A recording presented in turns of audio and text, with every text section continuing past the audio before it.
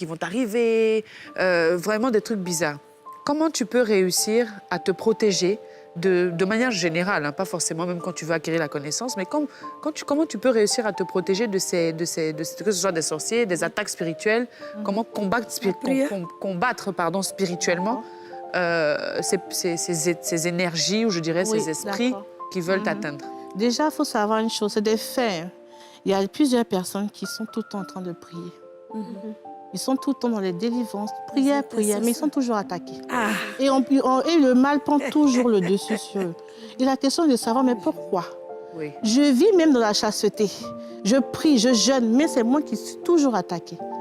Il y a beaucoup de choses, en fait, qu'il faut d'abord savoir la source de l'attaque, d'abord. Et puis, comment faire pour ne plus être attaqué? C'est comme un virus, en fait. Il faut faire peut-être un vaccin. Et spirituellement, il faut élever le taux vibratoire. Ça veut dire que chaque individu a ce qu'on appelle un taux vibratoire. Même les caméras, même tout ce qui est ici, ce sont des énergies. Et ça a un taux vibratoire. Et si ton taux vibratoire est bas, tu vas être toujours, on va pouvoir toujours t'attaquer et te vaincre. Mais quand ton taux vibratoire est élevé, mais c'est pas par la prière qu'on réussit à augmenter. C'est pas seulement la prière. Parce qu'il y a des choses qui font monter, des choses qui font descendre. Alors, ça, il faut qu'est-ce qui fait monter, qu'est-ce qui fait descendre? Par exemple, pour compléter. D'accord. Oui. Mais vas-y. Allons-y. Qu'est-ce qui fait monter, qu'est-ce qui fait descendre? D'accord. Qu'est-ce qui fait d'abord descendre le taux vibratoire? Déjà, avoir des rapports sexuels fait descendre le taux vibratoire. Voilà, exactement. Manger la viande fait descendre le taux rapport sexuel vibratoire. dans le couple? Que ça soit avec mariage, comme dans la fornication, rapport sexuel, sexe, ça fait descendre. Pourquoi? C'est pas interdit. Mais si tu veux élever ton taux vibratoire, il serait conseillé d'arrêter les rapports sexuels sur une période. D'accord. Voilà, pour se recueillir. Pourquoi? Parce que vous avez l'énergie en vous. C'est comme un téléphone portable qui est chargé. Et vous allez aller sur Google, vous allez aller sur le téléphone et ça va décharger. Mais il y a des choses qui déchargent encore plus. Par exemple, l'Internet, YouTube va décharger plus qu'un appel. Voilà, ça décharge plus. Et donc, il faut chercher aussi à recharger. C'est comme ça, en fait. Et donc, la personne va avoir des rapports sexuels. Il va enlever une énergie en lui. Parce que l'énergie part sur quelqu'un. Et en plus de ça, tu prends encore l'énergie de quelqu'un, ça sur toi. C'est ça. Et donc, ça crée un déséquilibre. déséquilibre. Une mauvaise énergie. Voilà. D'accord. Et donc, en même temps, tu chutes à un certain niveau. Et là, tu commences à lier. Ça tu prends mon énergie, lui prend et puis en équilibre, c'est pas bon. Mais ça dépend de lui. Quelle énergie il a aussi. Non, je rigole. Allons-y. Oui, c'est ça aussi. Mais ça fait aussi descendre parce qu'après, les rapports, on est vide. Ouais. On se sent détendu. On se sent vide aussi. On est détendu. Et puis aussi, il y a la viande. Ouais. Ah bon? Tout ce qui contient le sang. Voilà, parce que, bon, je ne veux pas rentrer en termes de religion, qu'on le sacrifice de sang et tout. Moi, je n'aime pas tout ce qui est sang. Parce que le sang, même déjà, il y a un rituel par rapport au sang. Il y a un certain rituel, même à l'église, quand on parle de le christianisme, c'est un rituel de sang qu'on fait. Bon, ça, c'est un autre truc. Mais dans le sang, il y a la vie, il y a l'âme. Donc, tu vas manger le sang d'un animal, la chair d'un animal. Et ça, déjà, ça fait descendre le taux vibratoire. Donc, on ne peut pas manger de viande du tout? Oui, pour une période. Si tu sais comment chercher à relever, tu équilibres en fait. Donc, ce qui fait d'abord descendre le taux vibratoire, il y a les rapports sexuels, il y a la viande, et la viande de porc encore plus que la viande de bœuf, et la viande de mouton. La viande de porc, mais ça décharge carrément. Ça décharge carrément. Voilà. Et maintenant, il y a aussi le fait de maudire quelqu'un, ça fait décharge, ça fait descendre le taux vibratoire. Le fait de ne pas aimer, de ne pas partager, ça fait descendre le taux vibratoire. L'alcool, la cigarette, ça fait descendre le taux vibratoire.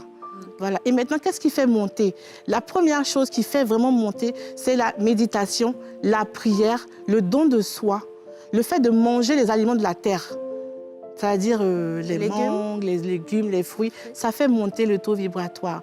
Le fait d'avoir une pensée positive pour quelqu'un, bénir la personne, aider les gens, c'est-à-dire partager son amour, ça fait monter le taux vibratoire.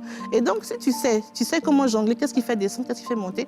Par exemple, si je fais des rapports sexuels, je vais essayer de méditer plus, de faire telle chose plus. Exactement. Voilà, pour pouvoir équilibrer. Je suis d'accord à 100%. Alors, ensuite, parce que je sais que là, tout de suite, maintenant que tu viens de dire ça, les gens vont se demander, mais du coup, taux vibratoire, ça me sert à quoi? Si elle doit arrêter de mettre mon corps, il doit arrêter de mettre, ça me sert à quoi exactement le taux vibratoire? Oui, elle avait demandé par rapport aux attaques et tout, qu'est-ce qu'il faut. Une personne qui a un taux vibratoire élevé est plus apte à pouvoir se défendre Bien sûr. spirituellement et pouvoir remporter la victoire. C'est pour ça que les jeunes sont conseillés. Les jeunes aussi, oui, les jeunes font monter aussi le taux vibratoire. Oui, énormément. Voilà. Et quand on mange, on est alourdi. Je peux ajouter la colère. La colère. La colère te fait descendre ton taux. La haine. La haine, les plaintes. L'orgueil Je me aussi. plains. Oh, je m'en ai marre. Ça va pas. Ça ne fait pas si. Tu envoies des esprits à descendre ton taux vibratoire. Je suis meilleur. Je vais au-delà. Je sais que ça, là, il y a Oui, l'orgueil, l'égoïsme, tu montes. tout ça. La jalousie. La jalousie, la méchanceté. L'envie. Et puis, surtout quand toi-même, tu sais que tu es jaloux, mais tu accuses toujours que les autres sont jaloux, que c'est toi-même, tu es le vrai jaloux, là. Toi-même, tu te décharges aussi. D'accord, ok.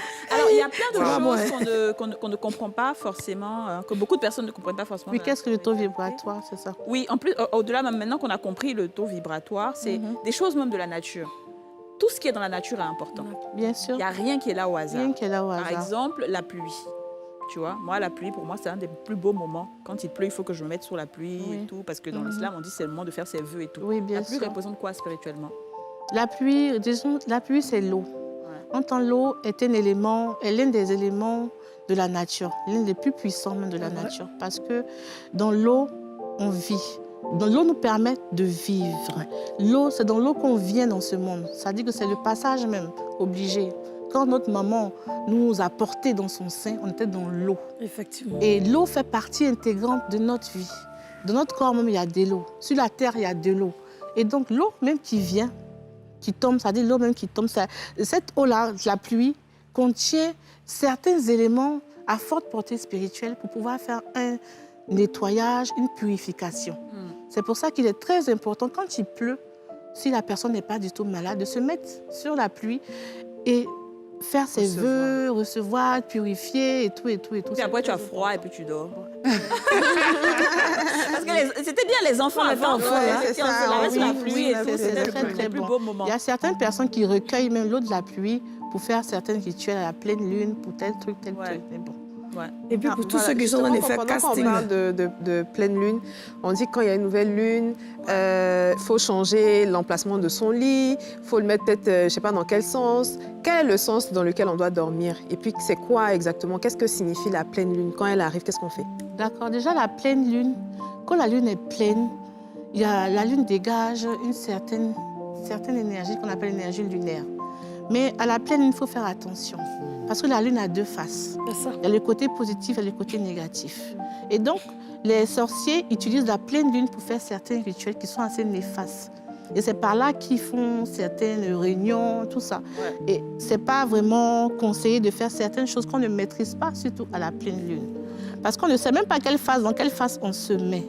Mais tout ce qu'on sait, c'est que la pleine lune a beaucoup d'énergie. L'énergie lunaire, quand elle sort, il y a certaines choses qu'on fait, il y a certains rituels de désenvoûtement, certaines prières aussi qu'on doit faire à la pleine lune, surtout ceux qui sont attaqués par la sorcellerie. Il y a certaines prières qu'ils doivent faire à la pleine lune. Par exemple, il y a des choses qu'on ne commence pas, par exemple, pendant des activités, qu'on ne commencera pas en pleine lune, d'autres qu'on ne commencera pas en croissant lunaire. Ça, beaucoup, c'est chez les musulmans. Oui. Quand tu vas venir faire un mariage, on va regarder la date, on va regarder la lune, là, non, où c'est placé, on ne peut pas faire le mariage. Et donc, c'est un peu ça. Mais